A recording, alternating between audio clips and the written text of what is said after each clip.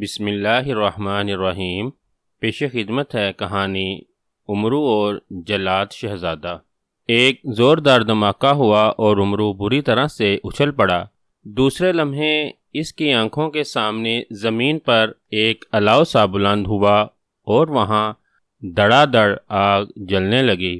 زمین خشک اور صاف تھی، مگر وہاں یوں آگ جلنا شروع ہو گئی تھی جیسے وہاں لکڑیوں کا بڑا سا ڈھیر پڑا ہو اور اس میں یک لخت آگ بھڑک اٹھی ہو۔ اسی لمحے ایک اور دار دھماکہ ہوا اور امرو کے عقب میں ایک ایسی ہی آگ جلنے لگی۔ امرو نے پلٹ کر دیکھا ہی تھا کہ اس کے دائیں طرف ایسا ہی دھماکہ ہوا اور وہاں بھی آگ کا الاؤ سا روشن ہو گیا۔ یہ کیا ہو رہا ہے؟ یہ آگ، امرو نے خوف بھرے لہجے میں کہا۔ اسی لمحے چوتھا دھماکہ ہوا اور اس کے بائیں طرف بھی دھماکے سے آگ بھڑکنے لگی۔ اب امرو چاروں طرف سے آگ میں گرا ہوا تھا، گو کہ آگ اس سے کافی فاصلے پر تھی، مگر اس کی تپش امرو کو واضح طور پر محسوس ہونا شروع ہو گئی تھی، جس سے امرو کے جسم سے فوراً ہی پسینہ پھوٹ پڑا تھا۔ امرو سارا دن خیمے میں پڑا اکتا جاتا تھا، اسی لیے وہ اکثر وقت گزارنے کے لیے کسی نہ کسی طرف سیر کرنے کے لیے نکل جاتا تھا۔ ان دنوں چونکہ سردار امیر حمزہ اور شہنشاہ افراسیاب کی فوجوں کے درمیان خاموشی چھائی ہوئی تھی، اسی لیے امرو زیادہ تر لشکر سے باہر وقت گزارتا تھا اور پھر شام کو ہی واپس لوٹتا تھا۔ آج امرو مشرقی پہاڑوں کی طرف آ گیا تھا۔ ایک پہاڑی پر چڑھ کر وہ چوٹی پر آ گیا تھا، جہاں بیٹھ کر وہ دوسری طرف موجود خوبصورت جھیل کو دیکھنے میں مصروف ہو گیا۔ بلندی سے دھوپ میں چمکتی ہوئی جھیل اسے بے حد بلی لگ رہی تھی۔ جھیل سے آگے جنگل تھا اور اس کے آگے اونچے پہاڑ تھے، جو اس پہاڑی کی چوٹی سے بے حد حسین منظر پیش کر رہے تھے۔ امرو ان حسین منظروں میں اس قدر کھو گیا تھا کہ اسے شام ہونے اور وقت گزرنے کا پتہ ہی نہیں چلا تھا۔ پھر جب اسے احساس ہوا کہ وہاں بیٹھے کافی دیر ہو گئی ہے تو وہ اٹھا اور پہاڑی سے نیچے اترنا شروع ہو گیا۔ پہاڑی سے اترتے ہوئے رات کا اندھیرا ہونا شروع ہو گیا تھا۔ سامنے ایک طویل میدان تھا، اس کے بعد ایک پہاڑی تھی جس کے درے سے گزر کر وہ لشکر میں جا سکتا تھا۔ وہ چونکہ اس طرف پیدل آیا تھا، اسی لیے وہ پریشان ہو رہا تھا کہ لشکر میں جاتے جاتے اسے بہت وقت لگ جائے گا، اس لیے اس نے تیز تیز چلنا شروع کر دیا تھا۔ لیکن ابھی وہ میدان کے وسط میں ہی پہنچا تھا کہ زوردار دھماکے نے اسے وہیں رکنے پر مجبور کر دیا۔ آگ اب ان کے چاروں طرف بھڑک رہی تھی اور آگ کے شعلے بے حد بلند تھے، جن کی تیز تپش سے امرو کو اپنا جسم موم کی طرح پگھلتا ہوا محسوس ہو رہا تھا۔ جب آگ کی حدت بے حد بڑھ گئی اور امرو کو اپنا دم بھی گھٹتا ہوا محسوس ہوا تو اس نے فوراً زنبیل سے چاندی کی ٹھنڈی گولی نکال کر منہ میں ڈال لی۔ چاندی کی ٹھنڈی گولی منہ میں رکھتے ہی اسے سکون آ گیا۔ اب نہ اس سے تیز آگ کی تپش محسوس ہو رہی تھی اور نہ ہی اس کا دم گھٹ رہا تھا۔ آخر آگ نے مجھے اس طرح کیوں گھیر رکھا ہے؟ آخر یہ آگ آئی کہاں سے؟ امرو نے حیرت بھرے لہجے میں کہا۔ اسی لمحے امرو کو اپنے سر پر تیز پھڑپھڑاہٹ کی آواز سنائی دی۔ دوسرے لمحے وہ بری طرح سے چونک پڑا۔ ایک عقاب جیسا بہت بڑا سا پرندہ نہایت تیزی سے نیچے آ رہا تھا۔ اس کے دونوں پنجے پھیلے ہوئے تھے۔ یہ پرندہ امرو کی جانب ہی آ رہا تھا۔ امرو اتنے بڑے پرندے کو دیکھ کر حیران رہ گیا۔ اس کے پنجے دیکھ کر امرو فوراً نیچے جھک گیا۔ اس کا خیال تھا کہ نیچے جھکنے سے وہ پرندے سے بچ جائے گا، مگر پرندے نے چپٹا مار کر دونوں پنجے اس کی کمر میں گاڑ دیے۔ پرندے کے تیز اور نکیلے پنجے امرو کو اپنے جسم میں چھریوں کی طرح گھستے ہوئے محسوس ہوئے تھے۔ اس کے حلق سے ایک دل خراش چیخ نکلی اور وہ پرندے کے پنجوں میں دبا پوری طرح سے تڑپنے لگا۔ پرندے نے اسے اپنے پنجوں میں دبوچا اور اسے لیے ہوئے تیزی سے اوپر اٹھتا چلا گیا۔ امرو کے حلق سے مسلسل درد بھری چیخیں نکل رہی تھیں، مگر وہاں اس کی چیخیں سننے والا کوئی نہیں تھا۔ شدید تکلیف کی وجہ سے عمرو کی آنکھوں کے سامنے بار بار اندھیرے کی یلغار ہو رہی تھی۔ وہ سر جھٹک کر اندھیرا دور ہٹانے کی کوشش کرنے لگا مگر بے سود۔ دوسرے لمحے اسے اپنے تمام احساس فنا ہوتے ہوئے محسوس ہوئے اور وہ بے ہوش ہو گیا۔ جب اسے ہوش آیا تو اس نے خود کو ایک گھاس پھوس کی بنی ہوئی جھونپڑی میں پڑے پایا۔ اس کے دونوں ہاتھ اس کی پشت پر بندھے ہوئے تھے، اسی طرح اس کی ٹانگیں بھی باندھ دی گئی تھیں۔ جھونپڑی میں زمین پر خشک گھاس بچھی ہوئی تھی۔ لکڑی کے ایک کھمبے کے ساتھ ایک مشعل نما لکڑی جل رہی تھی جس کی تیز روشنی جھونپڑی میں پھیلی ہوئی تھی۔ عمرو نے سر اٹھا کر ادھر ادھر دیکھا مگر جھونپڑی میں اس کے سوا اور کوئی نہیں تھا۔ یہ کون سی جگہ ہے؟ مجھے یہاں کون لایا ہے؟ عمرو نے حیرت زدہ انداز میں بڑبڑاتے ہوئے کہا۔ دوسرے لمحے اس کے ذہن میں گوندا سا لپکا اور اسے فوراً سابقہ منظر یاد آ گیا کہ کس طرح وہ واپس لشکر کی طرف جا رہا تھا اور اچانک دھماکوں سے اس کے گرد خوفناک آگ بھڑک اٹھی تھی جس میں وہ بری طرح سے گر کر رہ گیا تھا۔ آگ کی حدت سے بچنے کے لیے اس نے منہ میں چاندی کی ٹھنڈی گولی رکھ لی تھی۔ پھر اچانک اس پر عقاب جیسا ایک بہت بڑا پرندہ جھپٹا تھا جس نے اسے کمر سے دبوچ لیا تھا۔ پرندے کے نوکیلے پنجے اس کے جسم میں گھس گئے تھے جس سے اسے اپنی جان سی نکلتی ہوئی محسوس ہو رہی تھی، مگر اب اسے اپنے جسم میں ان نوکیلے پنجوں کے درد کا کوئی احساس نہیں ہو رہا تھا۔ اس نے سر گھما کر اپنے سارے جسم کو دیکھا۔ اس کا لباس جگہ جگہ سے پھٹا ہوا تھا مگر لباس پر خون کا کوئی دھبا نہیں تھا۔ حیرت ہے، میرے زخم کہاں گئے؟ یہ کیا چکر ہے؟ عمرو نے حیرت بھرے لہجے میں کہا۔ اسی لمحے اسے قدموں کی آواز سنائی دی۔ اس نے چونک کر دروازے کی طرف دیکھا۔ دوسرے لمحے دروازے سے اس نے ایک لمبے تڑنگے نوجوان کو اندر آتے دیکھا۔ اس نوجوان نے گھٹنوں تک کاسنی رنگ کا چمکدار لباس پہن رکھا تھا۔ اس کے گلے میں سنہرے رنگ کا پھول جیسا ایک کڑا تھا۔ اسی طرح اس کے سینے پر سنہرے رنگ کی ایک ڈال سی بندھی دکھائی دے رہی تھی۔ نوجوان کے سر کے بال بھورے اور کافی بڑے بڑے تھے۔ اس کے چہرے پر مچھیں بھی تھیں۔ اس کی آنکھیں بڑی بڑی اور بے حد سرخ تھیں۔ نوجوان کے دونوں ہاتھوں میں فولادی کڑے تھے جو الگ الگ رنگ کے تھے۔ اس نے پیروں میں جانور کی کھال کے بنے ہوئے بھاری جوتے پہن رکھے تھے اور عمرو جس چیز کو دیکھ کر چونکا تھا وہ اس کے ہاتھ میں پکڑا ہوا ایک لمبا سا ڈنڈا تھا جس کے اگلے سرے پر ایک انسانی کھوپڑی جڑی ہوئی تھی۔ عمرو کو ہوش میں دیکھ کر وہ دروازے پر ہی رک گیا تھا۔ بڑی جلدی ہوش آ گیا ہے تمہیں؟ میں تو سمجھ رہا تھا کہ ابھی تمہیں ہوش میں آنے میں کافی وقت لگے گا۔ نوجوان نے اسے تیز نظروں سے گورتے ہوئے کہا۔ اس کی آواز بے حد بھاری اور گراہٹ آمیز تھی۔ کون ہو تم؟ عمرو نے اس کی طرف حیرت بھری نظروں سے دیکھتے ہوئے پوچھا، کیونکہ وہ شکل و صورت سے کسی شاہی خاندان کا نوجوان معلوم ہو رہا تھا، مگر اس کے ہاتھ میں ڈنڈا اور کھوپڑی کا ہونا عمرو کو بے حد عجیب لگ رہا تھا۔ میں شہزادہ ہوں، شہزادہ لوہام، اس نے کہا۔ شہزادہ لوہام؟ کیا مطلب؟ یہ کیسا نام ہے؟ کہاں کے شہزادے ہو تم؟ عمرو نے حیرت زدہ لہجے میں پوچھا۔ میں جو بھی ہوں، جس ملک کا بھی شہزادہ ہوں، تمہیں اس سے کوئی سروکار نہیں ہونا چاہیے۔ تم یہ بتاؤ، تمہارا نام عمرو عیار ہی ہے نا؟ نوجوان نے کہا۔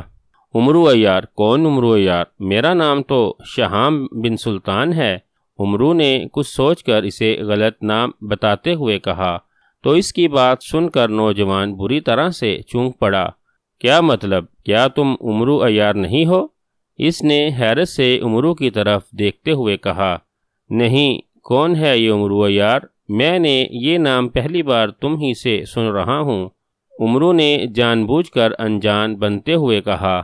اوہ، اگر تم عمرو عیار نہیں ہو تو پھر تعلق تمہیں کیوں اٹھا لایا ہے؟ میں نے تو اسے عمرو عیار نامی شخص کو لانے کے لیے بھیجا تھا، نوجوان نے انتہائی حیرت بھرے لہجے میں کہا جس نے اپنا نام شہزادہ لوہام بتایا تھا۔ تعلق؟ کون تعلق؟ کیا اس پرندے کا نام ہے جو مجھے زبردستی اٹھا کر لے آیا ہے؟ عمرو نے چونک کر کہا، مگر شہزادہ لوہام نے اس کی بات کا کوئی جواب نہ دیا۔ وہ پلٹا اور تیزی سے جھونپڑی سے نکلتا چلا گیا۔ ارے کہاں جا رہے ہو؟ میری بات تو سنو، رک جاؤ لوہام، شہزادہ لوہام۔ عمرو نے اسے جھونپڑی سے باہر جاتا دیکھ کر بری طرح سے بکھلا کر کہا، مگر اتنی دیر میں شہزادہ لوہام جھونپڑی سے باہر جا چکا تھا۔ کون ہو سکتا ہے یہ شہزادہ لوہام؟ شکل و صورت سے تو وہ مجھے جادوگر نہیں لگ رہا تھا، مگر اس کے ہاتھ میں جو ڈنڈا اور اس پر کھوپڑی جڑی ہوئی تھی، اس کا کیا مطلب ہو سکتا ہے؟ اور یہ تعلق کون ہے؟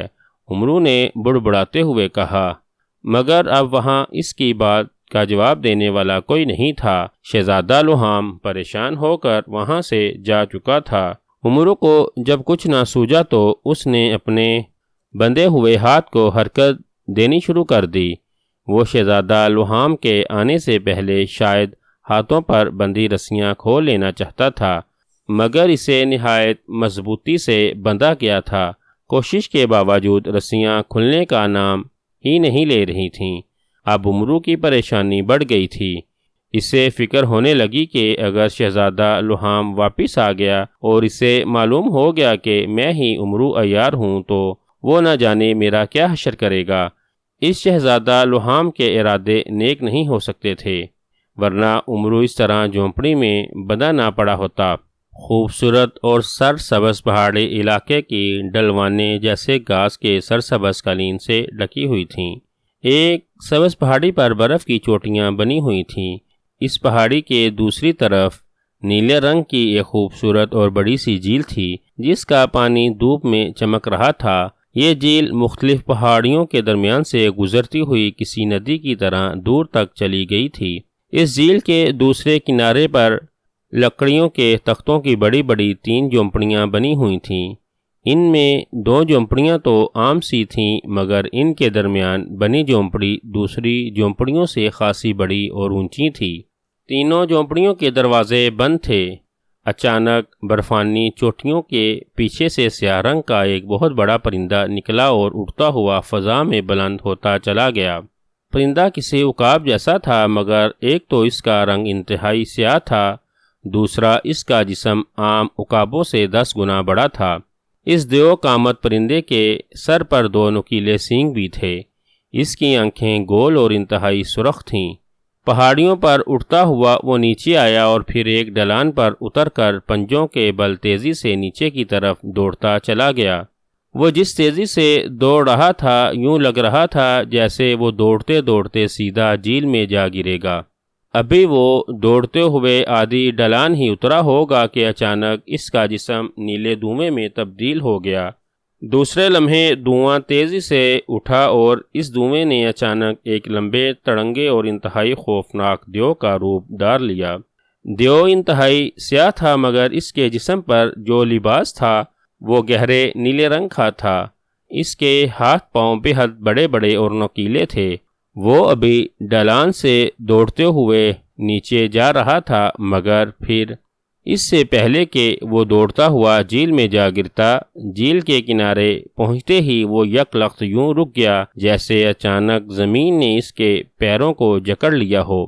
دیو کے سر کے بال بھی نیلے رنگ کے تھے۔ اس کے سر پر 2 نوکیلے سینگ بھی تھے جو بالوں سے یوں نکلے ہوئے تھے جیسے اس نے سر پر سینگوں والی ٹوپی رکھی ہو۔ جھیل کے کنارے رک کر وہ ان تینوں جھونپڑیوں کی طرف دیکھنے لگا۔ اس کی آنکھیں پرندوں کی آنکھوں کی طرح گول اور سرخ تھیں۔ آقا، آپ کہاں ہیں؟ میں آ گیا ہوں، اس نے جھونپڑیوں کی طرف دیکھتے ہوئے تیز اور گرجدار آواز میں کہا۔ میں یہاں ہوں تعلق دیو۔ اچانک اسے اپنے عقب میں سے آواز سنائی دی۔ وہ تیزی سے پلٹا۔ اسی لمحے پہاڑی ڈھلان پر نیلا دھواں سا نمودار ہوا اور تیزی سے بلند ہوتا چلا گیا۔ دوسرے لمحے دھوئیں نے اچانک ایک لمبے تڑنگے اور انتہائی طاقتور نوجوان کی شکل اختیار کر لی۔ یہ وہی نوجوان تھا جو عمرو کے پاس گیا تھا عمرو کے پاس وہ عام انسانوں کے قد کاٹ میں گیا تھا، مگر یہاں وہ انتہائی طویل اقامت کے روپ میں نمودار ہوا تھا، جیسے وہ دیو ہو۔ اوہ، آپ نے مجھے پکارا تھا، نیلے دیو نے اس کی طرف بڑھتے ہوئے کہا۔ اس کا اور نوجوان شہزادہ لوہام کا قد ایک جیسا تھا، ان کے سر برفانی چوٹیوں سے بھی اونچے دکھائی دے رہے تھے۔ شہزادہ لوہام نے اسی طرح ہاتھ میں ڈنڈا پکڑ رکھا تھا جس پر سفید رنگ کی ایک انسانی کھوپڑی جڑی ہوئی تھی۔ شہزادہ لوہام کے چہرے پر شدید پریشانی کے تاثرات تھے۔ ہاں، میں کب سے تمہیں ہی تلاش کر رہا تھا، تالوک دیو، کہاں گئے تھے تم؟ شہزادہ لوہام نے اسے تیز نظروں سے گورتے ہوئے کہا۔ مجھے بھوک لگی ہوئی تھی آقا، میں جنگلوں میں جانوروں کا خون پینے گیا تھا، تالوک دیو نے کہا۔ او نہیں، ٹھیک ہے، یہ بتاؤ، رات کو میں نے تمہیں جس عمرو عیار کو اٹھا کر لانے کے لیے کہا تھا اسے کیوں نہیں لائے؟ شہزادہ لوہام نے اس کی طرف غسیلی نظروں سے گورتے ہوئے کہا۔ عمرو عیار؟ یہ آپ کیا کہہ رہے ہیں آقا؟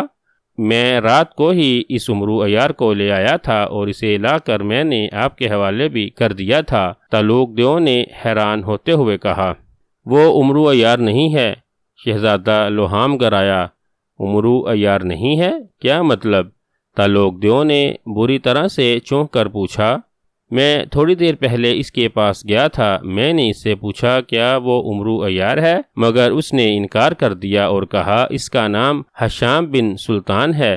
شہزادہ لوہام نے کہا، یہ کیسے ہو سکتا ہے آقا؟ میں تو اسی آدمزاد کو اٹھا کر لایا تھا جس کی آپ نے نشاندہی کی تھی۔ تالوک دیو نے اسی انداز میں کہا۔ کیا وہ آگ میں گرا ہوا تھا؟ شہزادہ لوہام نے اس سے پوچھا۔ ہاں آقا، آگ نے اسے چاروں طرف سے گھیر رکھا تھا، میں عین اس آگ کے اوپر سے نمودار ہوا تھا، پھر میں نے جپٹا مار کر اس آدمزاد کو پکڑا اور اسے لے کر یہاں آ گیا۔ تالوک دیو نے کہا، حیرت ہے، اگر وہ جادوئی آگ میں گرا ہوا تھا تو پھر وہ کیوں کہہ رہا ہے کہ وہ عمرو عیار نہیں ہے؟ میں نے تو آگ کا جادو عمرو کو ہی گھیرے میں رکھنے کے لیے چلایا تھا، اس کے علاوہ جادوئی آگ بھلا کسی اور کو کیسے گھیر سکتی ہے؟ اس بار شہزادہ لوہام نے حیران ہوتے ہوئے کہا۔ ہو سکتا ہے آقا وہ آپ کو دیکھ کر ڈر گیا ہو اور اس نے جان بوجھ کر آپ کو اپنا نام غلط بتا دیا ہو، تالوک دیو نے کہا۔ ہاں، ہو سکتا ہے۔ ٹھیک ہے، میں اس کے پاس دوبارہ جاتا ہوں، دیکھتا ہوں وہ مجھے اپنا اصلی نام کیسے نہیں بتاتا۔ تم یہ بتاؤ، کاستان کی کیا خبر ہے؟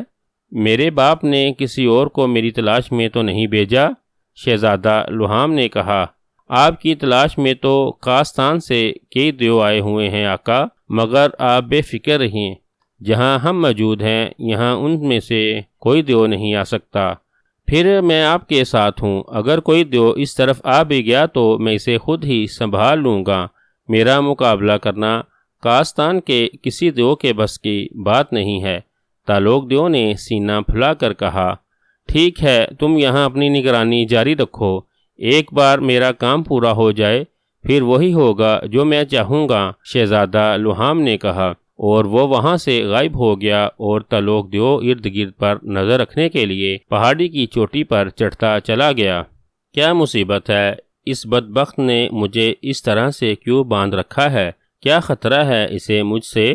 عمرو نے غصے اور پریشانی کی عالم میں کہا۔ وہ رسیاں کھولنے کی ہر ممکن کوشش کر چکا تھا، مگر اسے واقعی اس قدر مضبوطی سے باندھا گیا تھا کہ رسیاں کھولنا تو درکنار، وہ رسیاں ذرا سی ڈھیلی بھی نہیں کر سکا تھا۔ پھر اچانک اسے محافظ بونے کا خیال آیا۔ محافظ بونے؟ عمرو نے سر گھما کر زنبیل کی طرف دیکھتے ہوئے کہا۔ حکم آقا۔ اس کی آواز سن کر زنبیل سے فوراً محافظ بونے نے سر باہر نکال کر کہا، زنبیل سے باہر آؤ جلدی، عمرو نے کہا، اور محافظ بونا اچھل کر زنبیل سے باہر آ گیا۔ ارے یہ کیا، آپ تو بندھے ہوئے ہیں آقا؟ محافظ بونے نے اس کی طرف حیرت بھری نظروں سے دیکھتے ہوئے کہا۔ تو تمہیں کیا لگتا ہے میں یہاں پڑا آرام کر رہا ہوں؟ عمرو نے منہ بنا کر کہا۔ او نہیں، میں تو ویسے ہی کہہ رہا تھا، محافظ بونے نے کہا۔ ویسے کہ بچے، مجھے کھولو جلدی، عمرو نے تیز لہجے میں کہا۔ ویسے کے بچے کون ہیں؟ میں تو محافظ بونا ہوں۔ محافظ بونے نے ادھر ادھر دیکھتے ہوئے کہا، او نہیں، تم پر شاید مذاق کا بھوت سوار ہے۔ رسیاں کھولو میرے ہاتھوں کی، اس سے پہلے کہ وہ اندر آ جائے میں آزاد ہونا چاہتا ہوں۔ عمرو نے کہا، تو ہو جائیں آزاد، میں نے آپ کو آزاد ہونے سے کب روکا ہے؟ اور کون آ جائے گا یہاں؟ محافظ بونے نے اسی انداز میں کہا، تم تو ایسے کہہ رہے ہو جیسے تم کچھ جانتے ہی نہیں۔ عمرو نے منہ بنا کر کہا، ہاں آقا، میں واقعی کچھ نہیں جانتا، میں تو زنبیل میں سویا ہوا تھا، آپ کی آواز سن کر جاگا ہوں۔ ویسے یہ کون سی جگہ ہے اور آپ کو یہاں کون لایا ہے؟ محافظ بونے نے حیرت بھرے لہجے میں کہا، مجھے احمق بعد میں بنا لینا، پہلے مجھے ان رسیوں سے آزاد تو کرو۔ اس کی بات سن کر عمرو نے تیز لہجے میں کہا، او ہاں، آپ کو آزاد کرانا تو میں بھول ہی گیا تھا، ابھی آزاد کرتا ہوں۔ محافظ بونے نے کہا اور تیزی سے اٹھتا ہوا عمرو کی کمر کی طرف آ گیا۔ ابھی اس نے عمرو کے ہاتھوں پر بندھی ہوئی رسی کی طرف ہاتھ بڑھائے ہی تھے کہ اسی لمحے باہر قدموں کی آواز سنائی دی۔ محافظ بونے نے چونک کر دروازے کی طرف دیکھا، دروازہ آدھا کھلا تھا۔ محافظ بونے کو وہاں ایک سایہ دکھائی دیا تو محافظ بونا فوراً غائب ہو گیا۔ تیز قدموں کی آواز عمرو نے بھی سن لی تھی۔ اس نے سر گھمایا، اسی لمحے دروازہ کھلا اور شہزادہ لوہام بڑے غصیلے انداز میں اندر آ گیا۔ ارے شہزادے بے لگام، تم کہاں چلے گئے تھے؟ میں نے تمہیں کتنی آوازیں دی مگر تم انسنی کرتے باہر یوں بھاگے جا رہے تھے جیسے تمہارے پیچھے موت لگی ہو۔ عمرو نے اس کی طرف دیکھ کر حیرت بھرے لہجے میں کہا۔ وہ محافظ بونے کی طرف سے بے فکر تھا، ایسے موقعوں پر محافظ بونا خود ہی غائب ہو جاتا تھا۔ میں بے لگام نہیں، شہزادہ لوہام ہوں، سمجھے تم؟ شہزادہ لوہام نے گرج کر کہا۔ اوہ معاف کرنا، بعض اوقات میری زبان پھسل جاتی ہے۔ ہاں تو شہزادہ حرام، اوہ شہزادہ صورت حرام، ارے باپ رے، پھر غلطی ہو گئی۔ ہاں شہزادہ قوام، اب بتاؤ یہ کون سی جگہ ہے اور تم نے مجھے یہاں اس طرح کیوں باندھ رکھا ہے؟ عمرو نے جان بوجھ کر اس کا نام بگاڑتے ہوئے کہا۔ اسے نام بگاڑتا دیکھ کر شہزادہ لوہام کا چہرہ غصے سے سرخ ہو گیا۔ وہ خون خوار نظروں سے اس کی طرف دیکھ رہا تھا۔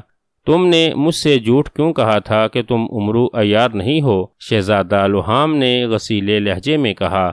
جھوٹ؟ اچھا، مجھے تو یاد نہیں ہے۔ چلو اب میں تمہیں سچ بتا دیتا ہوں۔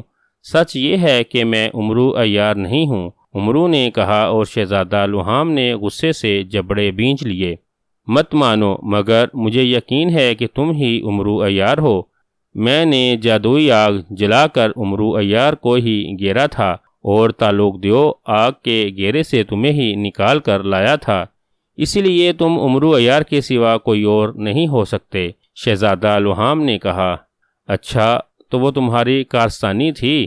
اس کا مطلب یہ ہے کہ تم جادوگر ہو؟ عمرو نے چونک کر کہا۔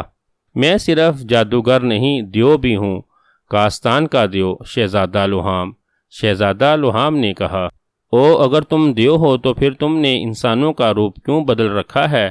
کیا تمہیں اپنی شکل سے ڈر لگتا ہے؟ عمرو نے کہا۔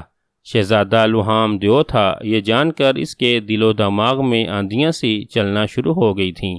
نہیں، مجھے اپنی شکل سے ڈر نہیں لگتا، میں نے اپنی مرضی سے آدم ذات کا روپ بدل رکھا ہے، شہزادہ لوہام نے کہا۔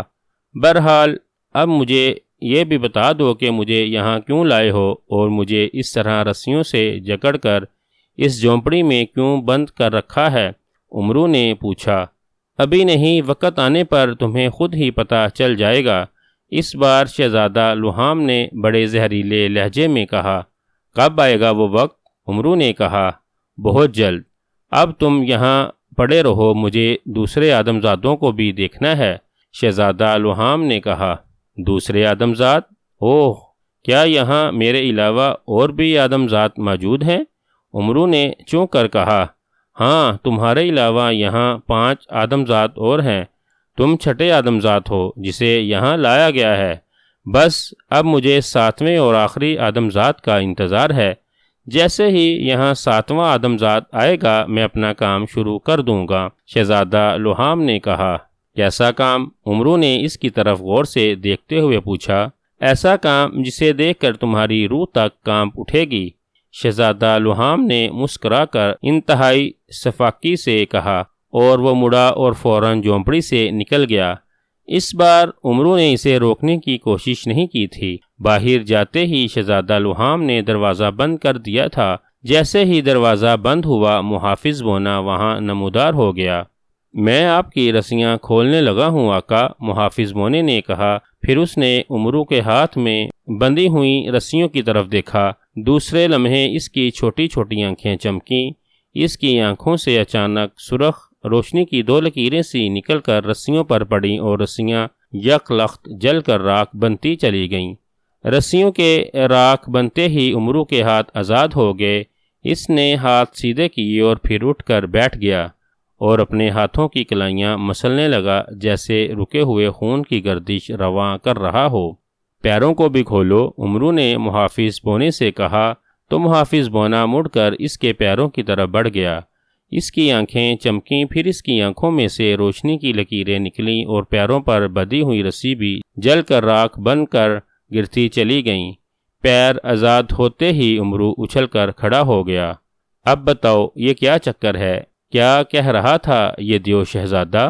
یہ ایسا کون سا کام کرنا چاہتا ہے جسے دیکھ کر میری روح کانپ اٹھے گی؟ عمرو نے محافظ بونے سے مخاطب ہو کر کہا، پہلے آپ طلسم شکن انگوٹھی پہن لے آقا، اس کے ساتھ جادو پلٹ ہار بھی گلے میں پہن لیں، اور ہاں خاص طور پر سنہری ہیرا اپنی پگڑی میں چھپا لیں، اس کی آپ کو کبھی بھی ضرورت پڑ سکتی ہے۔ محافظ بونے نے کہا، اوہ اتنا سب کچھ؟ کیا یہاں بہت زیادہ خطرہ ہے؟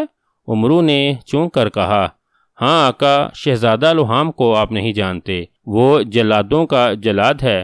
اس کا نام شہزادہ لوہام ہے، مگر وہ کاستان میں جلاد شہزادے کے نام سے مشہور ہے۔ محافظ بونے نے کہا، جلاد شہزادہ؟ ہاں، یہ نام تو میں نے سنا ہوا ہے۔ عمرو نے کہا، آقا آپ پہلے اپنی حفاظت کا انتظام کریں، یہ بہت ضروری ہے۔ محافظ بونے نے کہا تو عمرو نے اس بات میں سر ہلا کر زنبیل سے طلسم شکن انگوٹھی نکال کر پہنی، گلے میں جادو پلٹ ہار ڈالا اور زنبیل سے ایک سنہری رنگ کا ہیرا نکال کر اپنی پگڑی میں چھپا لیا۔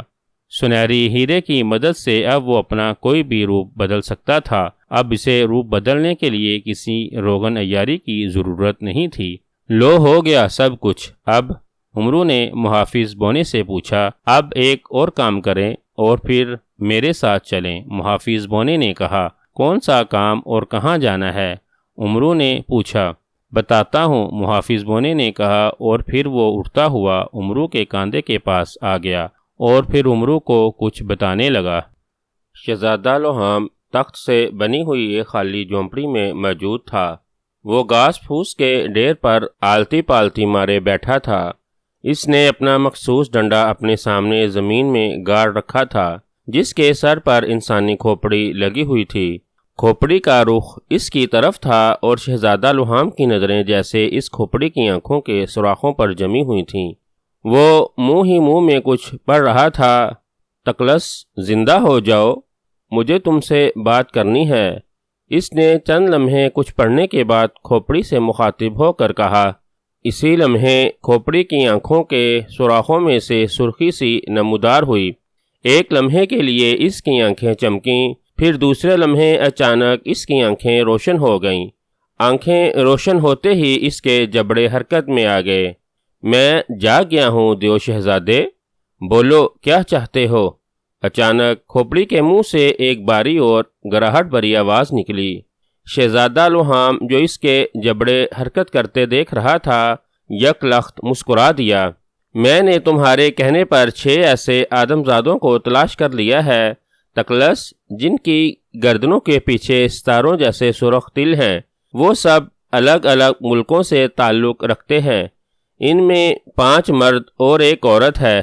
عورت اور 3 مرد نوجوان ہیں، جبکہ 2 بوڑھے ہیں۔ وہ سب میری قید میں ہیں۔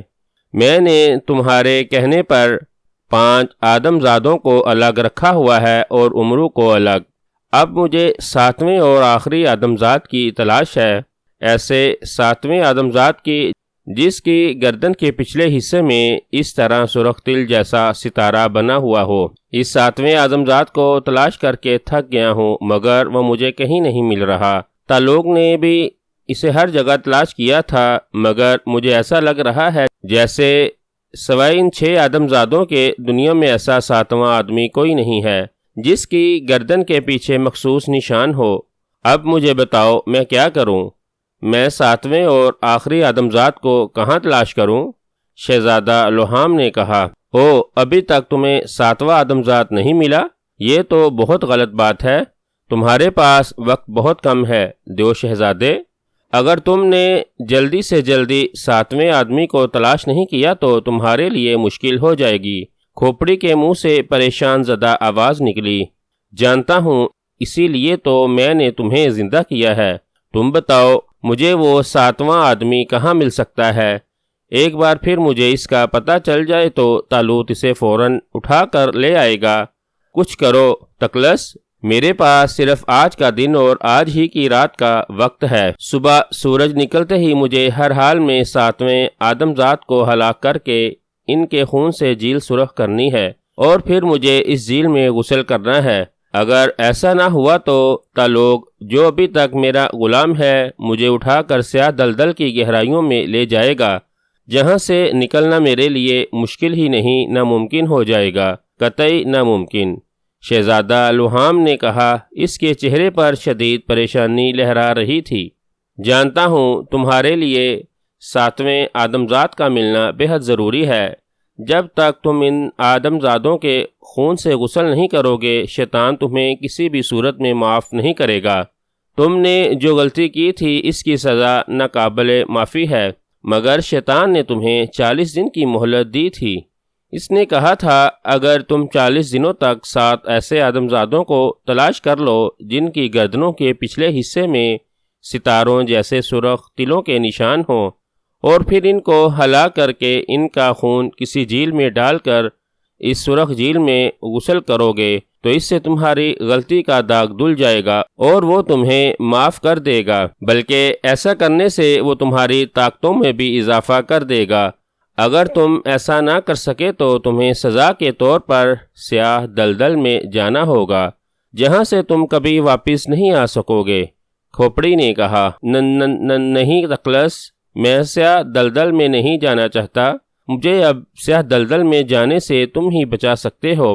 میری مدد کرو اور مجھے کسی طرح 7ویں آدمزاد کا پتہ بتا دو۔ میں ہر صورت میں ان 7 آدمزادوں کے خون کا غسل کر کے اپنی غلطی کا ازالہ کرنا چاہتا ہوں۔ اسی لیے تو میں اپنے ملک کاستان سے اتنی دور یہاں موجود ہوں۔ شہزادہ لوہام نے خوف بھرے لہجے میں کہا، ٹھیک ہے، میں پتہ کرتا ہوں کہ وہ آدمزاد کہاں ہے۔ جب تک 7واں آدمزاد نہیں مل جاتا تم جاؤ اور جا کر ان 6 آدمیوں کے جسموں میں لکڑی کے کیل گاڑ دو تاکہ وہ مستقل طور پر بے ہوش ہو جائیں۔ انہیں اسی بے ہوشی کے عالم میں تم قتل کرو گے۔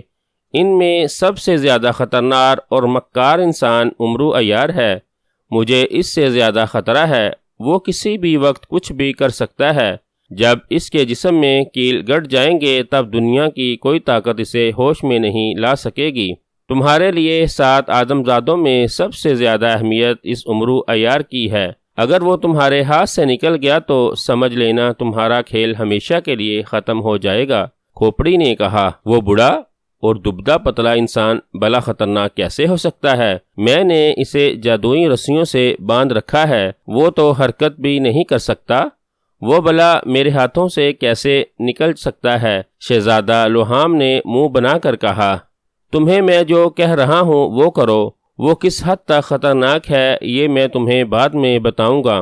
کھوپڑی کے حلق سے گراہٹ بھری آواز نکلی اور پھر اچانک اس کے ہلتے ہوئے جبڑے ساکت ہو گئے اور اس کی آنکھیں پہلے کی طرح تاریک ہو گئی۔ اور نہیں، تکلس نے پہلے بھی مجھ سے کہا تھا کہ امرو عیار میرے لیے بے حد خطرناک اور خوفناک ثابت ہو سکتا ہے۔ آخر کیوں؟ اس سوکھے سڑے اور بانس جیسے آدمی سے مجھے کیا خطرہ ہو سکتا ہے؟ شہزادہ لوہام نے منہ بناتے ہوئے کہا۔ وہ چند لمحے سوچتا رہا، پھر سر جھٹک کر اٹھا اور کھوپڑی والا ڈنڈا اٹھا کر جھونپڑی کا دروازہ کھول کر جھونپڑی سے باہر آ گیا وہ درمیان والی اونچی جھونپڑی سے نکلا تھا۔ جھونپڑی سے نکلتے ہی وہ دائیں طرف والی جھونپڑی کی طرف بڑھا۔ اس نے جھونپڑی کی طرف ہاتھ کیا اور پھر ہاتھ کو ذرا سی حرکت دی تو جھونپڑی کا دروازہ خود بخود کھل گیا۔ دروازہ کھلتے ہی شہزادہ لوہام اندر داخل ہو گیا۔ جھونپڑی میں عمرو عیار اسی طرح رسیوں سے بندھا ہوا تھا۔ پہلے وہ زمین پر اوندا پڑا تھا، اب وہ وہاں سیدھا لیٹا ہوا تھا۔ آؤ شہزادہ لوبان، یہ دیکھنے آئے ہو کہ میں سو رہا ہوں یا جاگ رہا ہوں؟ اسے اندر داخل ہوتے دیکھ کر عمرو نے اس کی طرف مسکرا کر دیکھتے ہوئے کہا، میں تمہیں ہمیشہ ہمیشہ کی نیند سلانے آیا ہوں بڈھے کھوسٹ۔ شہزادہ لوہام نے اپنے نام کی مٹی پلیت ہوتے دیکھ کر غصیلے لہجے میں کہا۔ اس نے ہوا میں ہاتھ مارا۔ اچانک اس کے ہاتھ میں لکڑی کے بڑے بڑے کیل آ گئے۔ کیل سیاہ رنگ کے تھے اور نکیلے تھے۔ ان کی تعداد 7 تھی۔ اس سے پہلے کہ عمرو اس سے کچھ کہتا، شہزادہ لوہام تیزی سے آگے بڑھا اور اس نے اچانک عمرو کی گردن پر اپنا پاؤں رکھ دیا۔ ارے کیا کر رہے ہو؟ ارے میری گردن! عمرو کے منہ سے بھینچی بھینچی سی آواز نکلی، مگر شہزادہ لوہام نے 6 کیل ایک طرف رکھے اور ایک کیل مٹھی میں پکڑ کر عمرو عیار کے چہرے کی طرف جھک گیا۔ دوسرے لمحے اس کا ہاتھ تیزی سے حرکت میں آیا اور جھونپڑی عمرو کی کربناک چیخوں سے گونج اٹھی۔ شہزادہ لوہام نے نوکیلا کیل عمرو کی پیشانی پر مارا تھا، جو عمرو کی پیشانی میں یوں دھنس گیا تھا جیسے عمرو کا سر موم کا بنا ہوا ہو۔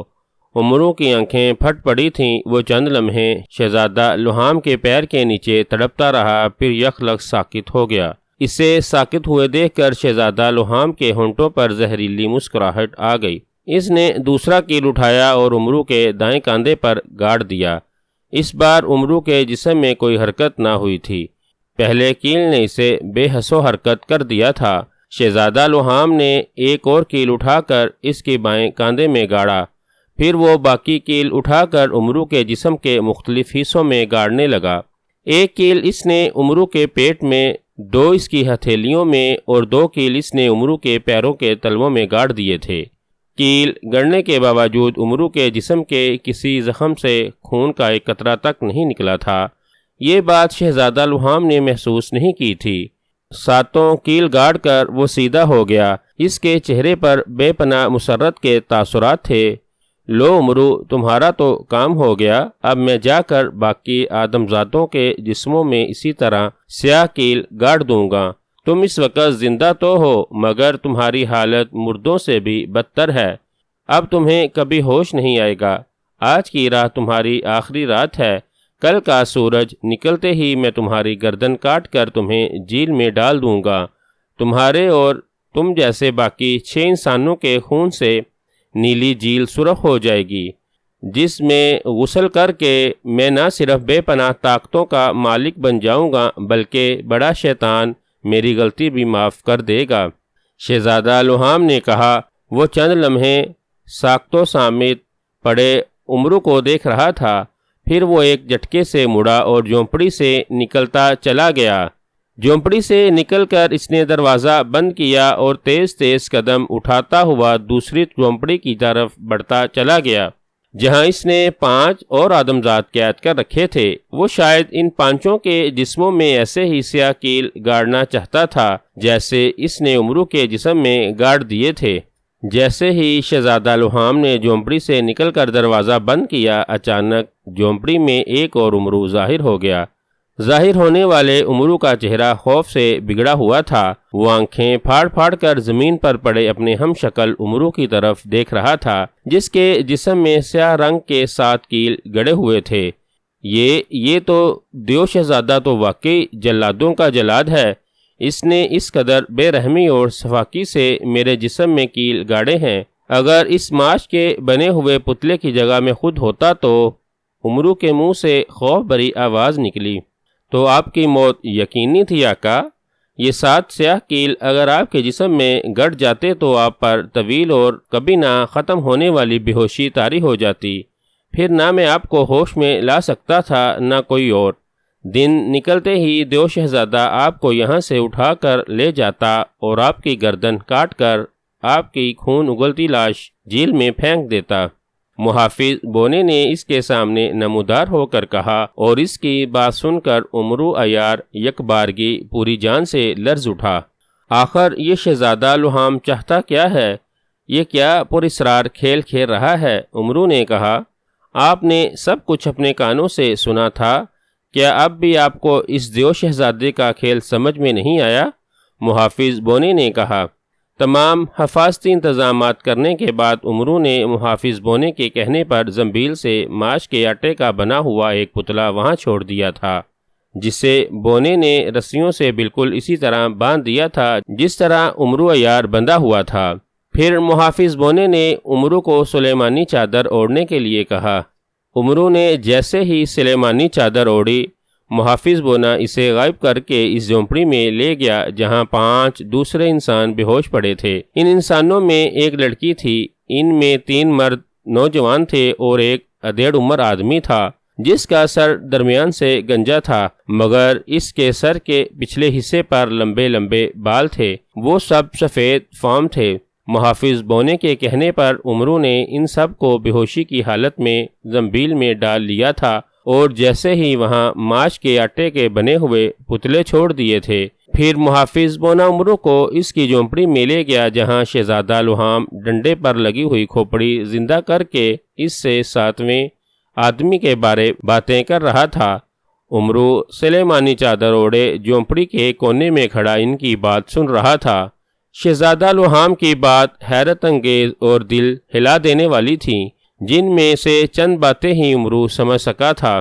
جب تخلص نامی کھوپڑی کی آنکھیں اندھی ہوئیں تو محافظ بونا اسے لے کر ایک بار پھر اس کی جھونپڑی میں آ گیا جہاں عمرو نے اپنا ہم شکل پتلا باندھ رکھا تھا۔ چند لمحوں بعد شہزادہ لوہام جھونپڑی میں آیا اور اس نے عمرو کے سامنے اس کے ہم شکل پتلے کے جسم میں سیاہ کیل گاڑنے شروع کر دیے۔ شہزادہ لوہام جس صفاکی اور بے رحمی سے اس کے پتلے میں کیل گاڑ رہا تھا، یہ دیکھ کر عمرو جہاں خوف سے کانپ رہا تھا وہاں اسے شہزادے پر بے پناہ غصہ بھی آ رہا تھا۔ اس کا دل چاہا تھا کہ وہ زنبیل سے تلوار حیدری نکال کر وہیں شہزادہ لوہام کی گردن اڑا دے، مگر اسے ایسا کرنے سے محافظ بونے نے سختی سے روک رکھا تھا۔ نہیں محافظ بونے، میں بس اس حد تک سمجھ سکا ہوں کہ دیو شہزادے کو ایسے 7 انسانوں کی ضرورت ہے جن کی گردنوں کے پیچھے ستاروں جیسے سرخ تلوں کے نشان ہیں۔ اس نے کوئی بھیانک غلطی کی ہے جس کی پاداش میں شیطان نے اسے سیاہ دلدل میں پھینکنے کی سزا دی ہے۔ دیو شہزادہ اس سزا سے بچنا چاہتا ہے۔ وہ مجھے اور میرے جیسے گردن پر سرخ تلوں والے 7 انسانوں کو ہلاک کر کے جھیل میں پھینک کر اسی جھیل میں غسل کرنا چاہتا ہے۔ ایسا کرنے سے شیطان اس کی غلطی معاف کر دے گا۔ مگر اس نے کیا غلطی کی تھی؟ اسے ابھی تک 7واں انسان کیوں نہیں ملا تھا؟ اور تخلص کھوپڑی نے دیو شہزادے کو یہ کیوں کہا تھا کہ میں اس کے لیے خطرناک ثابت ہو سکتا ہوں؟ اس کے بارے میں اس نے کھل کر کوئی بات نہیں کی تھی۔ مجھے اس عجیب و غریب اور پراسرار کھیل کی کچھ سمجھ نہیں آ رہی ہے۔ تمہیں معلوم ہے تو تم بتا دو، عمرو نے کہا۔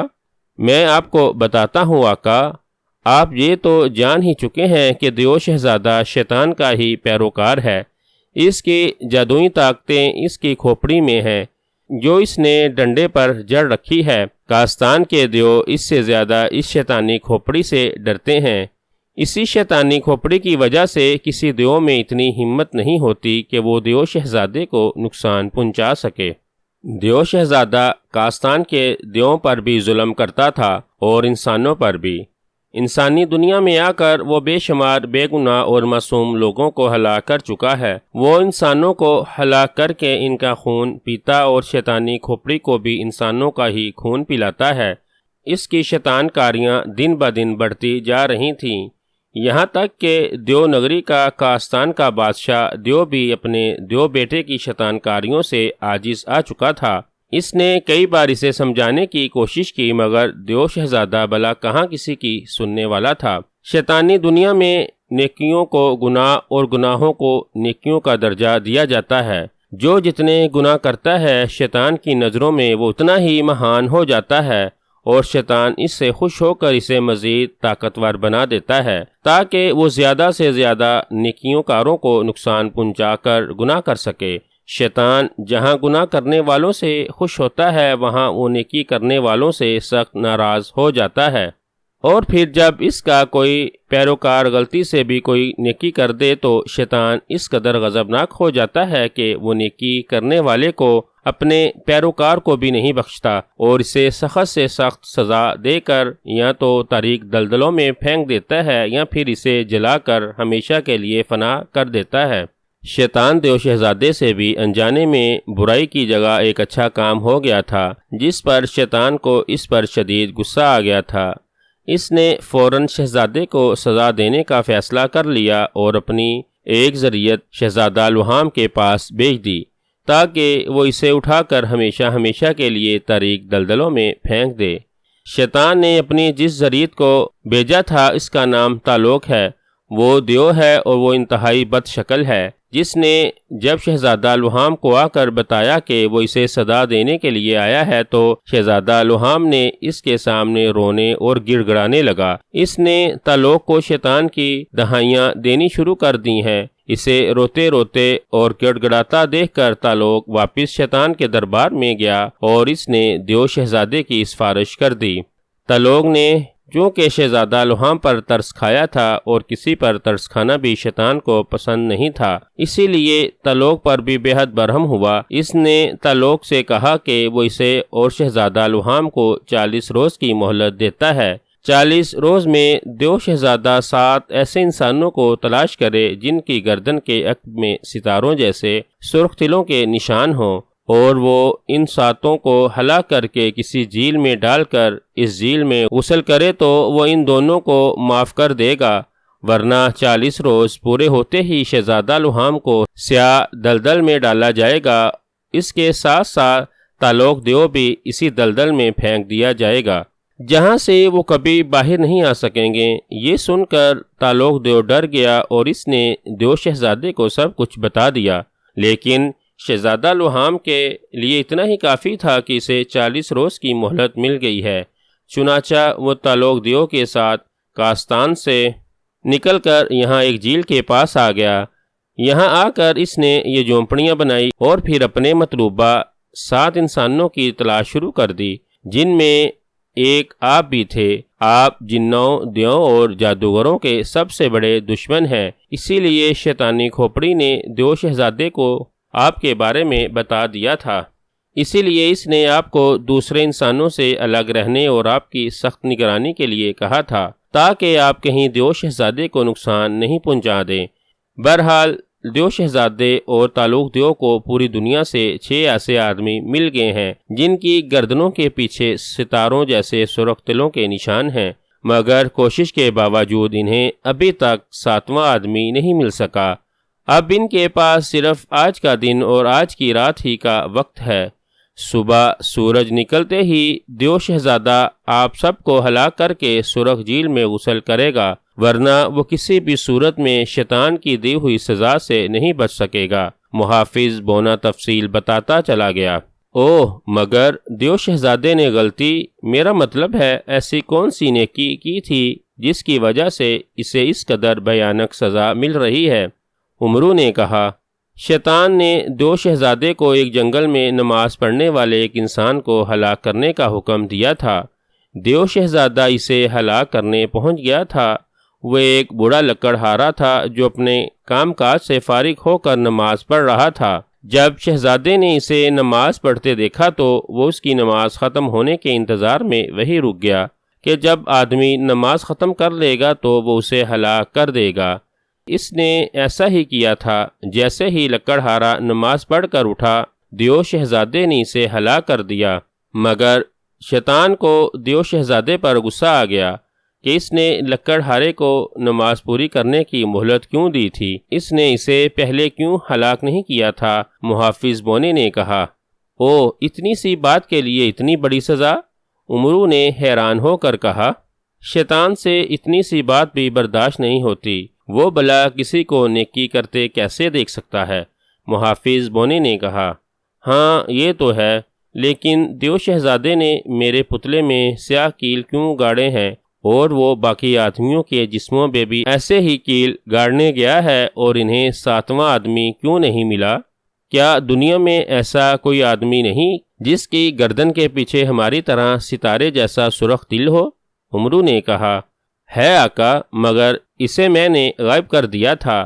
محافظ بونے نے کہا تو عمرو بری طرح اچھل پڑا۔ تم نے غائب کر دیا تھا؟ کیا مطلب؟ عمرو نے اس کی طرف حیرت زدہ نظروں سے دیکھتے ہوئے کہا، جب تعلق دیو پرندہ بن کر آپ کو اٹھا کر یہاں لایا تھا تو مجھے اس کی ساری حقیقت کا پتہ چل گیا تھا، اسی لیے میں نے آپ کی اجازت کے بغیر ہی زنبیل سے نکلا اور جا کر اس 7ویں آدمی کو غائب کر دیا تاکہ وہ اس 7ویں آدمی تک کبھی نہ پہنچ سکیں۔ محافظ بونے نے کہا، اوہ، تو تم نے اس آدمی کو اس لیے غائب کیا ہے کہ شیطان کی دی ہوئی مہلت ختم ہو جائے اور دیو شہزادہ لوہام سیاہ دلدل میں پھینک دیا جائے۔ عمرو نے کہا، ارادہ تو یہی تھا، مگر اب ایسا نہیں ہے۔ شیطان کو معلوم ہو گیا ہے کہ ان 7 آدمیوں میں سے ایک آدمی آپ ہیں جسے دیو شہزادہ ہلاک کرنے کے لیے لایا ہے، اس لیے اب وہ شہزادہ لوہام کو اسی صورت میں معاف کر سکتا ہے کہ وہ آپ اکیلے کو ہی کسی طرح ہلاک کر دے۔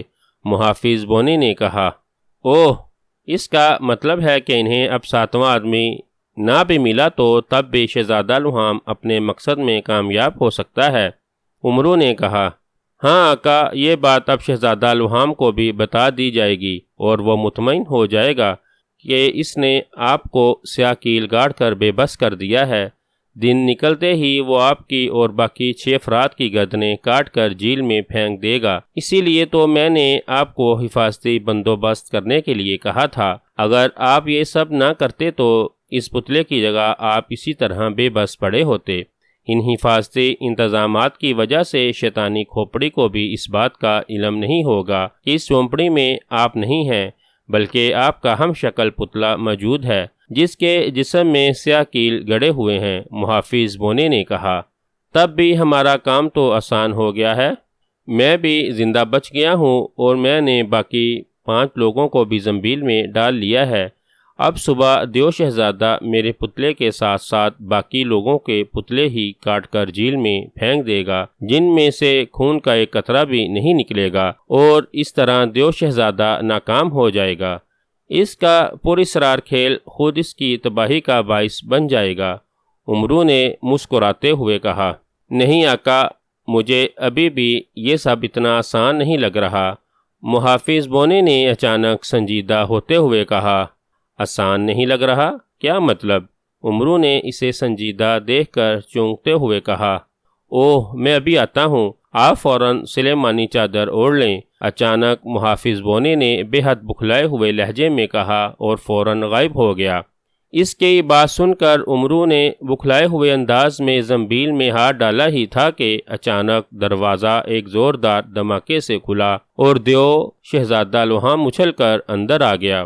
وہ بے حد غضبناک دکھائی دے رہا تھا۔ اس نے اندر آتے ہی اچانک ہاتھ میں پکڑا ہوا ڈنڈا عمرو کی طرف کر دیا۔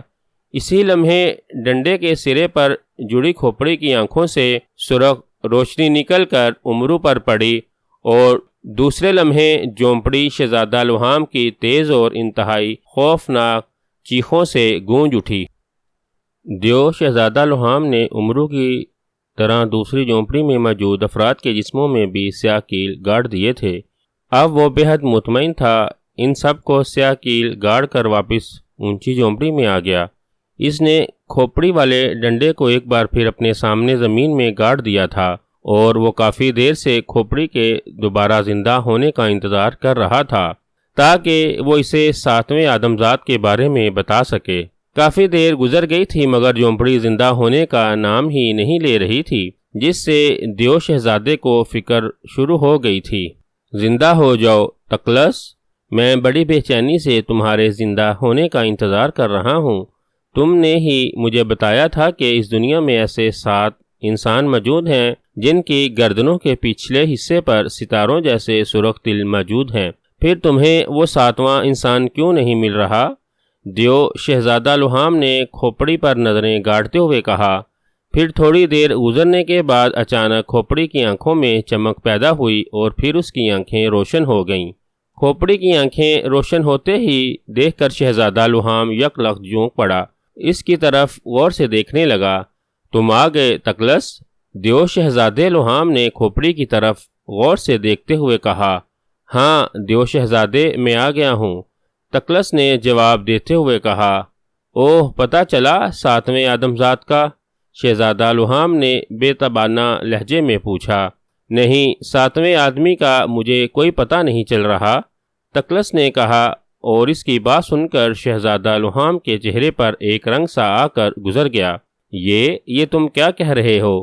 تم نے تو کہا تھا کہ ساتواں آدمی موجود ہے۔ پھر شہزادہ لوہام نے خوف بھرے لہجے میں کہا۔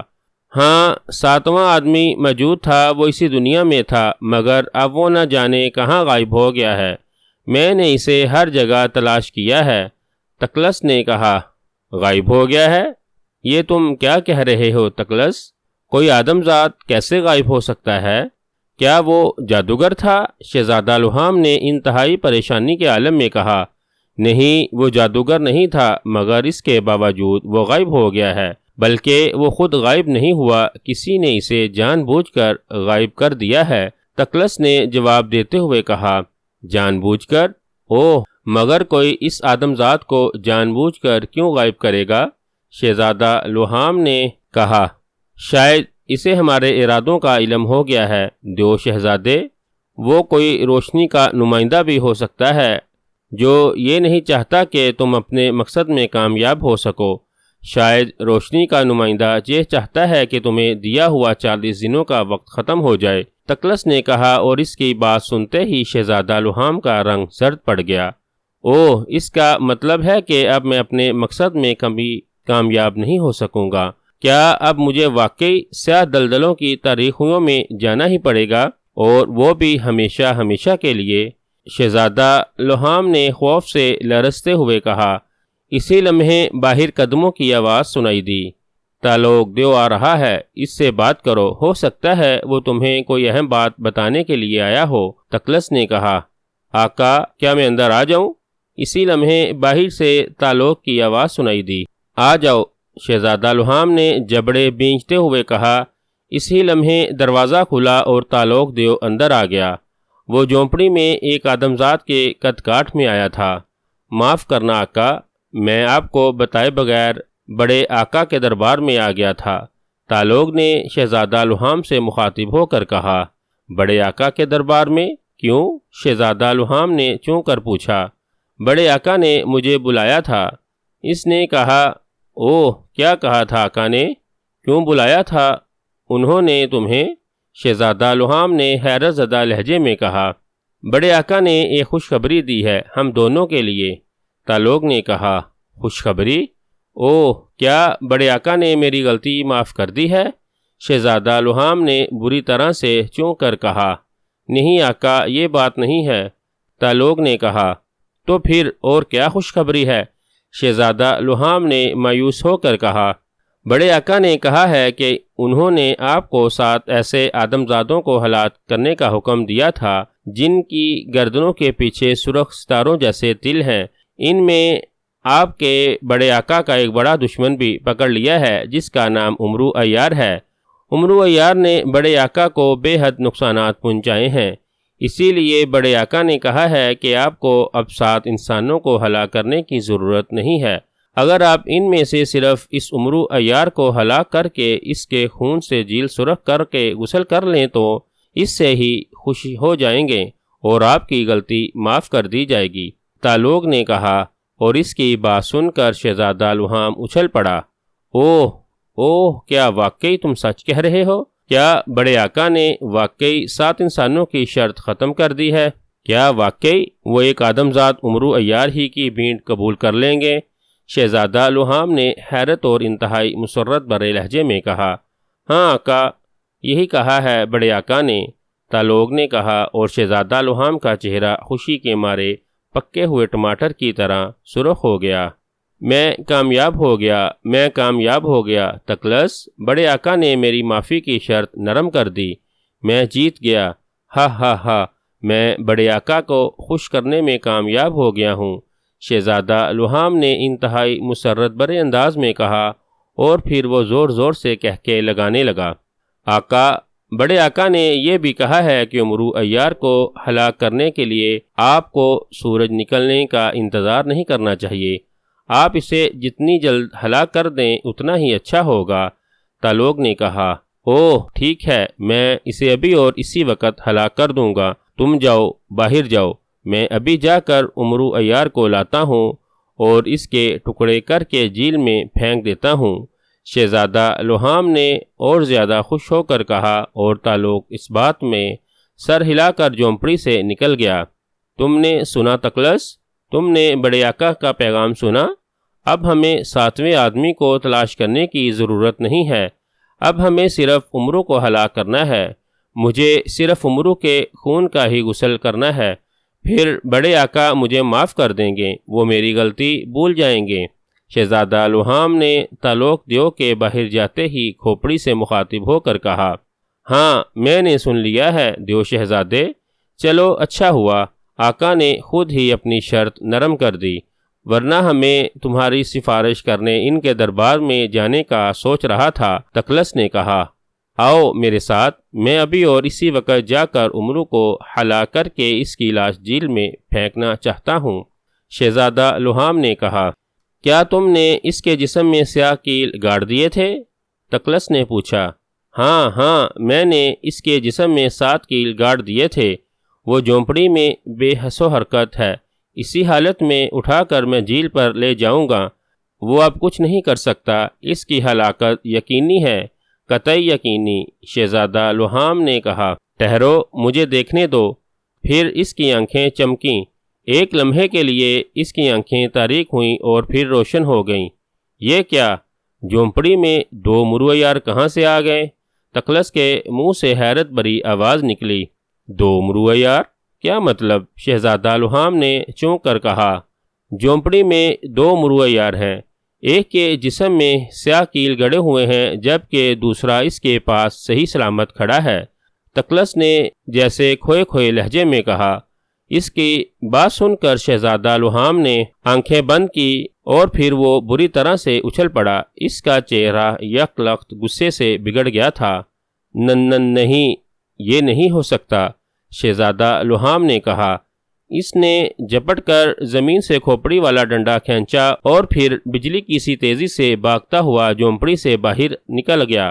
جھونپڑی سے نکل کر وہ بھاگتا ہوا اس جھونپڑی کی طرف آیا جس میں اس نے عمرو کو قید کر رکھا تھا۔ دروازے پر آتے ہی اس نے دروازے پر زوردار لات ماری۔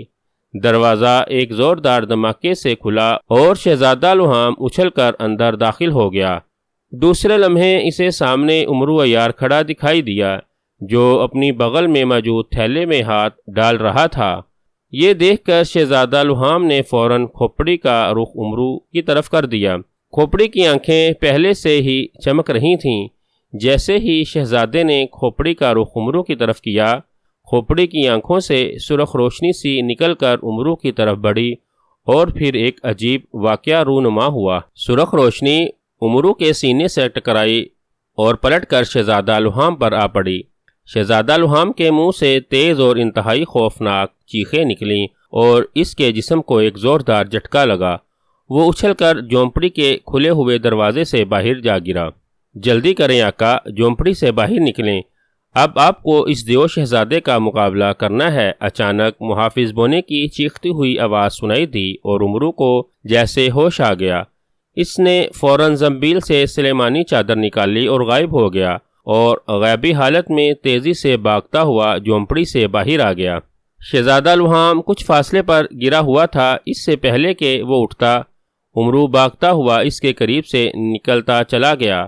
عمرو بھاگتا ہوا جھیل کے کنارے کے قریب آیا ہی تھا کہ اچانک اسے زوردار جھٹکا لگا اور وہ ہوا میں اڑتا چلا گیا۔ دوسرے لمحے وہ ہوا میں اڑتا ہوا جھیل کے اوپر سے گزرتا ہوا دوسری طرف سبز ڈھلان پر آ گیا۔ وہ پیروں کے بل ڈھلان پر اترا تھا۔ ڈھلان پر قدم رکھتے ہی وہ دور تک دوڑتا چلا گیا اور پھر آگے جا کے رک گیا۔ یہ کیا؟ میں اس طرف کیسے آ گیا؟ عمرو نے حیرت بھرے لہجے میں کہا۔ آپ کو میں اس طرف لایا ہوں آقا، محافظ بونے کی آواز سنائی دی۔ اوہ، عمرو کے منہ سے نکلا۔ اس نے پلٹ کر دیکھا تو شہزادہ لوہام جھونپڑی میں پاگلوں کی طرح چیختا ہوا داخل ہو رہا تھا۔ چند لمحوں بعد وہ بکھلائے ہوئے انداز میں جھونپڑی سے نکلا اور بری طرح سے چیخنے لگا۔ عمرو عیار بھاگ گیا۔ تالوگ، تالوگ، اس نے حلق کے بل چیختے ہوئے کہا۔ عمرو نے دوسری ڈالان کی طرف دیکھا تو اسے نیلے لباس میں ایک بھیانک دیو دکھائی دیا جو حیرت زدہ انداز میں ڈالان پر کھڑا شہزادہ لوہام کی طرف دیکھ رہا تھا۔ یہ تالوگ دیو ہے آقا، یہی پرندہ بن کر آپ کو یہاں اٹھا لایا تھا، محافظ بونے نے کہا۔ اوہ ہاں، مجھے یاد آیا، جب اس نے پرندہ بن کر مجھے پکڑا تھا تو اس کے نوکیلے پنجے میرے جسم میں گھس گئے تھے، جس کی شدید تکلیف سے میں بے ہوش ہو گیا تھا۔ جب مجھے جھونپڑی میں ہوش آیا تو مجھے زخموں کی کوئی تکلیف نہیں ہوئی تھی، نہ میرے جسم پر زخم تھے۔ ایسا کیسے ہو سکتا ہے؟ میرے زخم کہاں غائب ہو گئے تھے؟ عمرو نے پوچھا۔ نوکیلے پنجے آپ کو چبھے ضرور تھے آقا، مگر ان سے آپ کو کوئی زخم نہیں آئے تھے۔ جب زخم آئے ہی نہیں تھے تو ان کے درد کا آپ کو احساس کیسے ہو سکتا تھا؟ محافظ بونے نے کہا۔ اوہ ٹھیک ہے، میں سمجھ گیا، آپ بتاؤ کیا کرنا ہے؟ وہ دونوں تو اب پاگلوں کی طرح مجھے ڈھونڈ رہے ہیں، عمرو نے شہزادہ لوہام اور تالوگ کی طرف دیکھتے ہوئے کہا، جو واقعی پاگلوں کی طرح ادھر ادھر بھاگتے پھر رہے تھے۔ سب سے پہلے آپ ان 5 افراد کو زنبیل سے نکال لیں، محافظ بونے نے کہا۔ وہ کیوں؟ عمرو نے پوچھا۔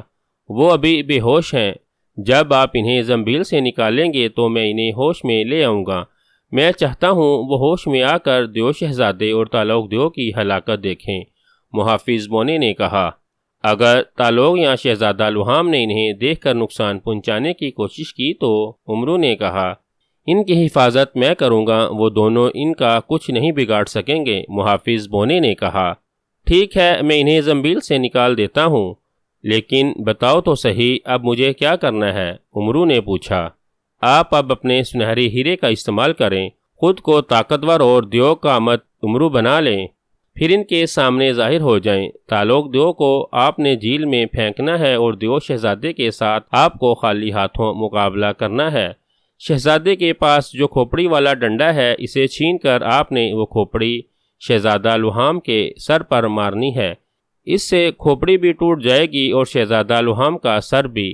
تالوگ دیو جھیل میں گر کر باہر نہیں نکل سکے گا، اس کی ہلاکت پانی میں ہی ہو سکتی ہے، محافظ بونے نے کہا تو عمرو نے اس بات میں سر ہلا دیا۔ پھر عمرو نے زنبیل سے لڑکی سمیت 5 افراد کو زمین سے باہر نکال دیا۔ وہ پانچوں بددستور بے ہوش تھے۔ پھر عمرو نے پگڑی میں چھپے ہوئے سنہری ہیرے سے کہا، اسے طاقتور اور دیو کامت عمرو عیار بنا دیا جائے۔ دوسرے لمحے غیبی حالت میں لمبا تڑنگا اور انتہائی قوی ہیکل دیو بنتا چلا گیا۔ آقا، وہ 5 آدمزاد وہاں ہیں۔ اچانک عمرو کو تالوگ دیو کی چیختی ہوئی آواز سنائی دی۔ اس نے شاید ان 5 کو دیکھ لیا تھا۔ دوسرے لمحے اس نے چھلانگ لگائی اور اڑتا ہوا جھیل سے گزر کر ڈالان پر آ گیا۔ اتفاق سے تالوگ دیو چھلانگ لگا کر ڈالان پر ٹھیک اسی جگہ پر آیا تھا جہاں غیبی حالت میں عمرو دیو کامت بنا ہوا موجود تھا۔ جیسے ہی تالوگ دیو کے قدم ڈالان پر پڑے، عمرو بجلی کی سی تیزی سے اس پر جھپٹا اور اس نے دونوں ہاتھوں سے تالوگ دیو کو پوری قوت سے دھکا دے دیا۔ ایک تو تالوگ دیو ابھی ڈالان پر آ کر سنبھلا ہی نہیں تھا، دوسرا عمرو اسے دکھائی ہی نہیں دے رہا تھا، اسی لیے جیسے ہی عمرو نے اسے پوری قوت سے دھکا دیا، وہ بے اختیار اچھلا اور اٹھتا ہوا زوردار چھپاکے سے سیدھا جھیل میں جا گرا۔ جھیل میں گرتے ہی وہ اٹھا اور پھر گر پڑا، اور پھر ماحول اس کی تیز اور انتہائی کربناک چیخوں سے گونج اٹھا۔ یوں لگ رہا تھا جیسے جھیل کا پانی ابل رہا ہے اور اس میں تالوگ زندہ جل رہا ہے۔ وہ بار بار اٹھتا اور ہر بار چیختا ہوا گر جاتا۔ اس میں تالوگ زندہ کی چیخیں سن کر دوسری طرف موجودہ شہزادہ لوہام بکھلا گیا اور آنکھیں پھاڑ پھاڑ کر تالوگ دیو کی طرف دیکھ رہا تھا۔ عمرو نے تالوگ دیو کو جھیل میں گراتے ہی کاندھوں سے سلیمانی چادر اتاری اور ظاہر ہو گیا۔ ڈلان پر ایک دیو قامت عمرو کو نمودار ہوتا دیکھ کر دوسری طرف موجود شہزادہ لوہام کی آنکھیں حیرت سے پھیل گئیں۔ جھیل میں گرا ہوا تالوک دیو بھی اس قدر طویل عمرو کو دیکھ کر آنکھیں پھاڑ کر رہ گیا تھا۔ پھر شہزادہ لوہام کو جیسے ہوش آ گیا، اچانک اس کے جسم کو ایک زوردار جھٹکا لگا اور دیکھتے ہی دیکھتے وہ بھی لمبا، تڑنگا اور انتہائی طویل دیو بن گیا۔ اس نے ایک زوردار چیخ ماری اور چھلانگ لگا کر جھیل کے اوپر سے اٹھتا ہوا اس کی طرف ڈھلان پر آ گیا۔ تم عمرو عیار، تم اس قدر طویل اور لمبے کیسے ہو گئے ہو؟ شہزادہ لوہام نے عمرو کی طرف آنکھیں پھاڑ پھاڑ کر دیکھتے ہوئے کہا، تم جیسے شیطان کو ہلاک کرنے کے لیے میں کوئی بھی روپ دھار سکتا ہوں۔ شیطان شہزادے، تم مجھے ہلاک کر کے میرے خون سے غسل کرنا چاہتے تھے نا؟ تو آؤ، کرو مجھے ہلاک اور میرے خون سے غسل۔ عمرو نے کہا، اوہ تم شہزادہ لوہام نے غصیلے لہجے میں کہا۔ دوسرے لمحے وہ بجلی کی سی تیزی سے عمرو کی طرف چپٹا۔ اس نے ڈنڈے والی کھوپڑی پوری قوت سے عمرو کو مارنے کی کوشش کی، مگر عمرو بجلی کی سی تیزی سے ایک طرف ہٹ گیا اور شہزادہ لوہام کا ہاتھ ہوا میں ہی گم کر رہ گیا۔ ادھر محافظ بونے نے لڑکی، تینوں نوجوانوں اور ایک ادھیڑ عمر آدمی کو بھی ہوش میں دلا دیا تھا۔ جھیل میں چیختے نیلے دیو اور ڈھلان پر دو دیو قامت انسانوں کو لڑتا دیکھ کر ان کی آنکھیں پھٹ پڑی تھیں۔ پھر ان میں سے ادھیڑ عمر اور نوجوان بری طرح سے چیختے ہوئے ڈھلان کی ایک طرف بھاگ اٹھے، جبکہ سفید لباس والا ایک نوجوان اور ایک لڑکی وہیں کھڑے رہے۔ ان کے چہرے خوف سے بگڑے ہوئے تھے، جیسے خوف کے مارے ان میں بھاگنے کی سکت ہی نہ رہی ہو۔ اپنا وار خالی جاتا دیکھ کر شہزادہ لوہام نے ایک زوردار دھاڑ ماری اور بجلی کی سی تیزی سے گھوم کر عمرو کے عقب میں آ گیا۔ اس نے ایک بار پھر ڈنڈے والی کھوپڑی عمرو کے سر پر مارنے کی کوشش کی، مگر اسی لمحے عمرو تیزی سے حرکت میں آیا اور اس نے اچانک جھپٹ کر شہزادہ لوہام کے سر کے بال پکڑ لیے۔ شہزادہ لوہام کے حلق سے ایک زوردار چیخ نکلی۔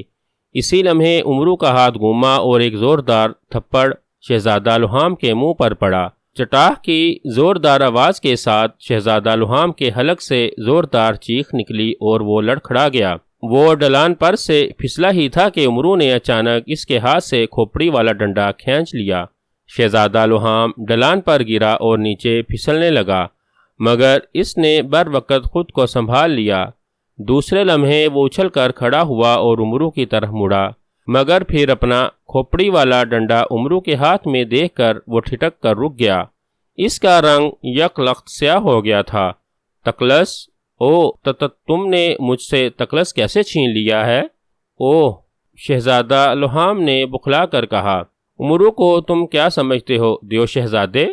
تمہارا کیا خیال تھا میں تمہارے پراسرار کھیل کا آسان شکار ثابت ہوں گا؟ تم عمرو کے مقابلے میں ابھی بچے ہو۔ میں وہ عمرو عیار ہوں جس کے ہاتھوں تم سے بھی بڑے اور طاقتور دیو اپنے انجام کو پہنچ چکے ہیں۔ عمرو نے غرا کر کہا، تقلص مجھے دے دو عمرو عیار، یہ تمہارے کسی کام کا نہیں ہے۔ شہزادہ لوہام نے اسی انداز میں کہا، یہ میرے بہت کام کا ہے دیو شہزادے۔ جب میں اس کھوپڑی کو تمہارے سر پر مار دوں گا تو تمہارے 14 بلکہ 1400 طبق روشن ہو جائیں گے۔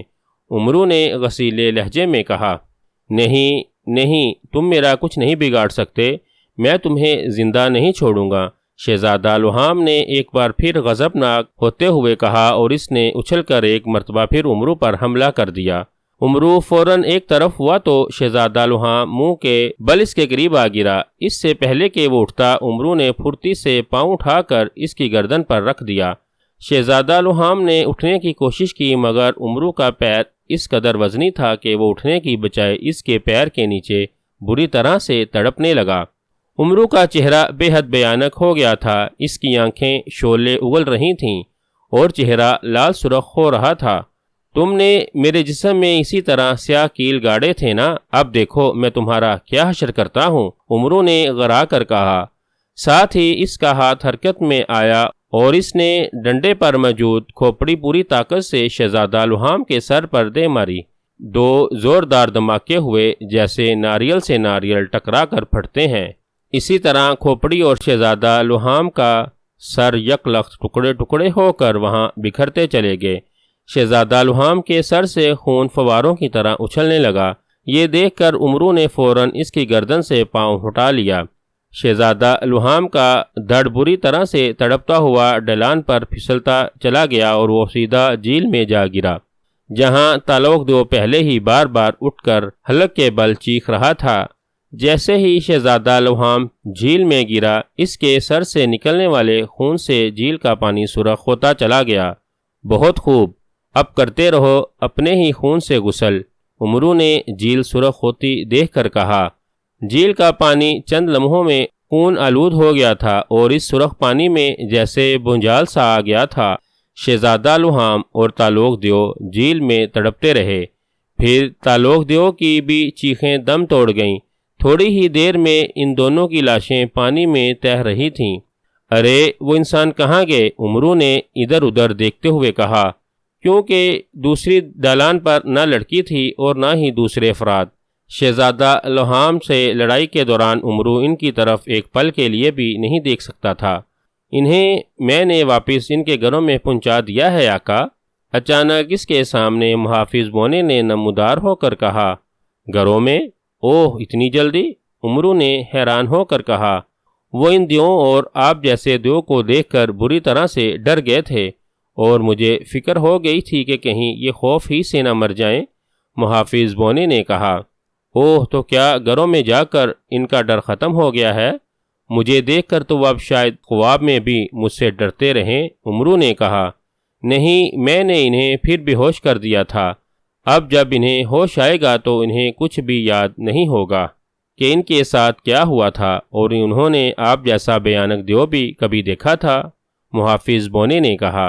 بھیانک دیو؟ میں تمہیں بھیانک دیو نظر آتا ہوں؟ عمرو نے اسے گور کر کہا۔ آپ نے جس طرح تعلق اور شہزادہ لوہام جیسے جلاد دیو کو ہلاک کیا ہے، اس وقت آپ کا چہرہ غصے اور نفرت سے اس قدر بھیانک ہو رہا تھا کہ میں بھی ڈر گیا تھا۔ محافظ بونے نے کہا۔ ان جیسے شیطان دیوؤں کو ایسے ہی ہلاک کرنا چاہیے تھا۔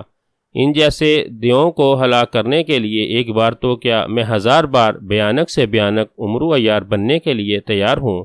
عمرو نے جواباً مسکرا کر کہا۔ تب پھر آپ عمرو عیار سے بھیانک عمرو عیار کے نام سے مشہور ہو جائیں گے۔ محافظ بونے نے کہا۔ ارے باپ رے، پھر تو میری بیوی چاند تارا بھی میری طرح بھیانک بن جائے گی، اور وہ بھیانک بن گئی تو اس کے سامنے میرا بھیانک پن کوئی کام نہیں آئے گا۔ وہ تو مار مار کر میرا سارا بھیانک پن نکال دے گی اور میرا بھیانک پن بیکار ہو کر رہ جائے گا۔ عمرو نے کہا، اور اس کی بات سن کر محافظ بونا کھلکھلا کر ہنس پڑا۔ عمرو نے سنہری ہیرے کی مدد سے دوبارہ اپنا اصلی قد حاصل کیا اور محافظ بونے کی مدد سے واپس سردار امیر حمزہ کی لشکر کی طرف ہو لیا۔ وہ خوش تھا کہ اس نے شیطانوں کے ایک اور پیروکار کو ہلاک کر دیا تھا، جو دیونگری کاستان کا شہزادہ بھی تھا اور جلاد بھی۔